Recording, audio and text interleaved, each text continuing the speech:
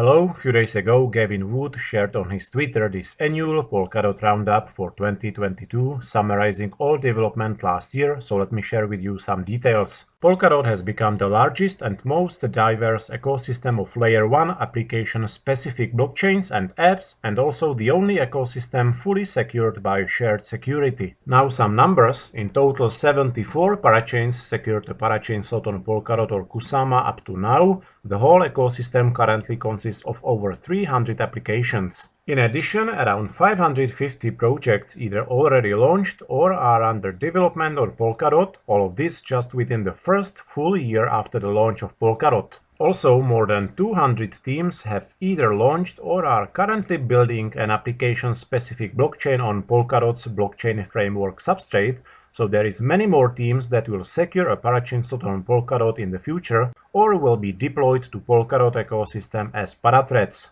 Personally, I found one of the biggest news last year the announcement of the project Liberty, about which Gavin Wood was talking in a greater detail in Davos in May.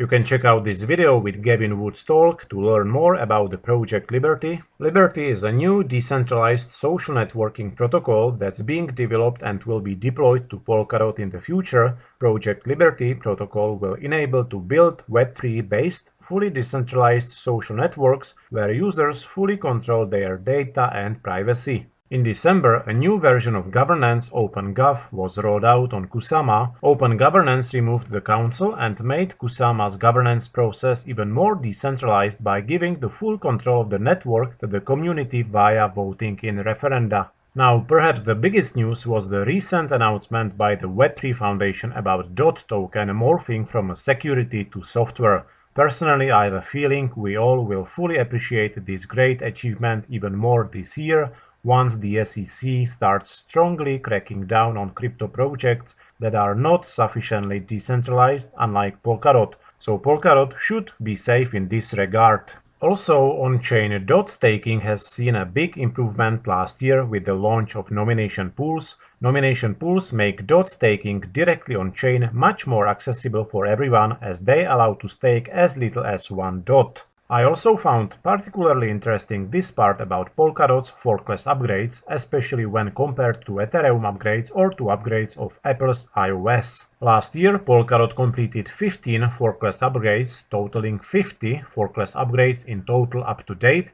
In comparison, Ethereum completed 3 hard forks upgrades in 2022 and 4 in 2021, and Apple completed 16 upgrades to iOS last year. The fact that Polkadot is relatively very easily upgradable ensures that Polkadot's technology can continue to quickly evolve at the pace that the innovation in blockchain industry requires. There have also been almost 1,000 forkless upgrades of blockchains built on Polkadot. Another big milestone was the launch of XCM cross-consensus messaging. The next version, XCMv3, is coming in Q1. Polkadot's secure cross-consensus bridging technology addresses one of the weakest points of interoperability between blockchains, which is secure bridging of assets. But honestly, by looking at the most used Polkadot's HRMP channels on Subscan, we can see the XCM functionality is still at its very early stage. The most commonly used HRMP channel is between Moonbeam and Akala, having completed in total over 10,000 XCM transfers up to date between these two parachains,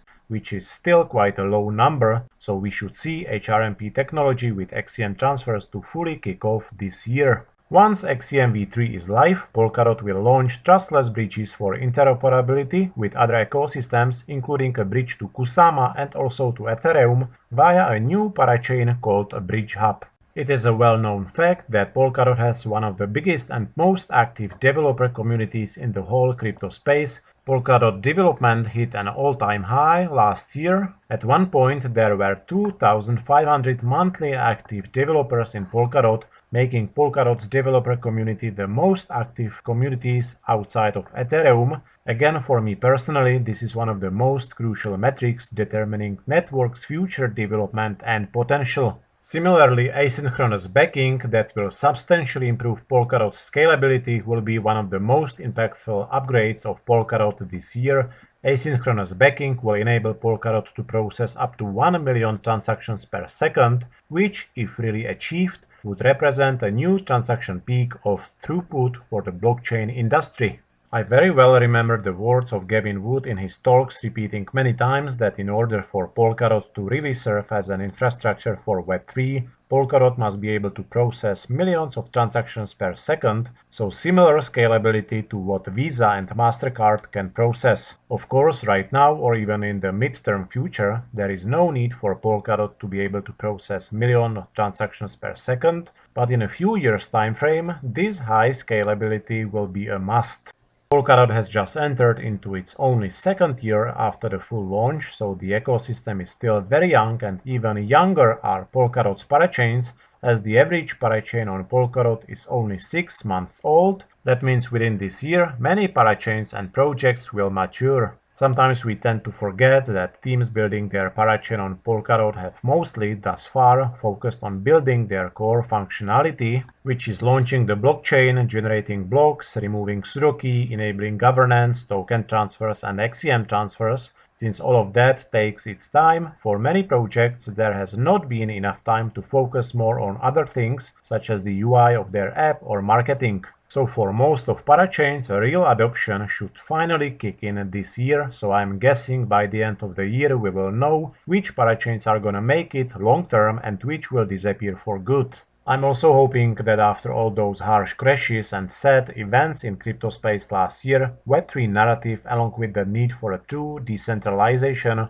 will become much more pronounced in crypto space. Thanks for watching and see you next time.